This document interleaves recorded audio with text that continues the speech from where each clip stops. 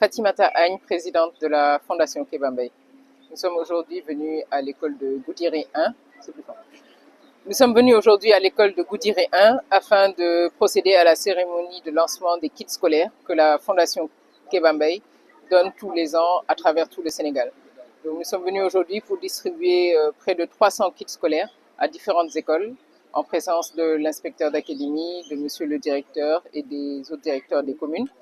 Parce qu'au niveau de la Fondation Kebambey, notre credo, c'est de dire que l'éducation de qualité pour tous est un droit. Et aujourd'hui, au Sénégal, la Fondation Kebambey accompagne le gouvernement du Sénégal et le ministère de l'Éducation nationale, que nous remercions beaucoup de son support et de son aide, afin d'aider les enfants dans des zones reculées d'accéder à une éducation de qualité.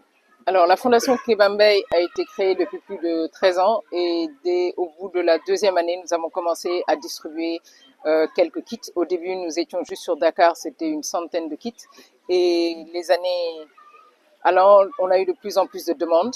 Et avec le support du ministère de l'Éducation nationale, de partenaires comme la Fondation Sonatel et d'autres partenaires étrangers, nous avons pu augmenter le nombre de kits. Et aujourd'hui, nous sommes à 4000 kits et nous visons 10 000 kits à distribuer dans tout le Sénégal.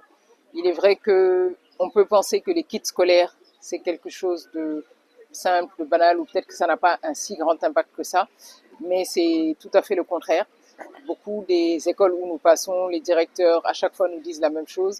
Beaucoup d'enfants malheureusement n'ont pas accès à ces kits scolaires que nous considérons de base, mais faute de moyens, ils n'arrivent pas évidemment à poursuivre leurs cours de manière optimale. Parce qu'un enfant qui vient à l'école sans cahier ou sans stylo, comment voulez-vous qu'il retienne ce que l'enseignant va dire?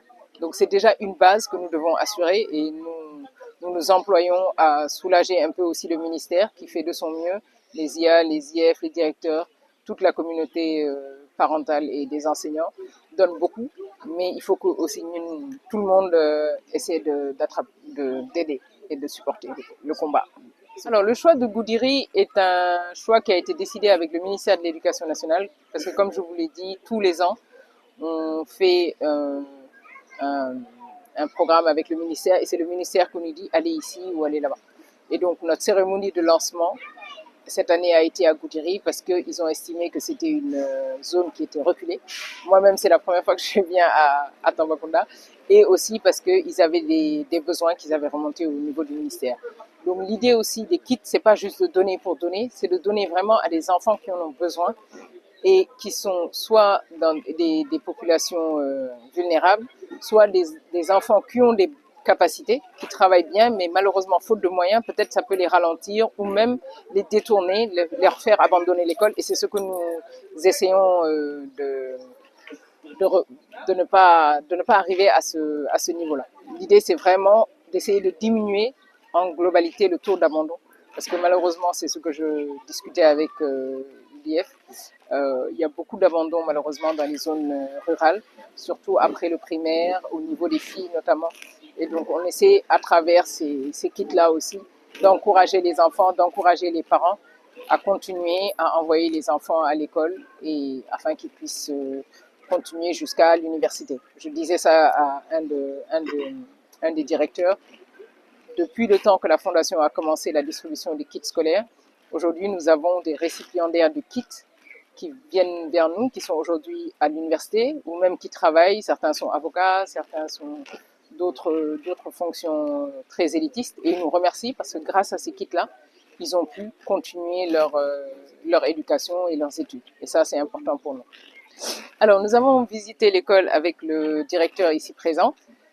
C'est vrai que la tâche est grande, il y a beaucoup de choses à faire, mais je tiens déjà à saluer les efforts que l'IF avec le directeur fait dans son école, les encourager beaucoup à continuer, de s'appuyer beaucoup sur la communauté enseignante, sur la communauté des parents aussi, parce que c'est beaucoup le travail, je veux dire le succès d'un enfant, c'est d'abord l'appui des parents. Si derrière les parents n'accompagnent pas l'enfant, ils ont beau se démener dans tous les sens, ils n'y arriveront pas.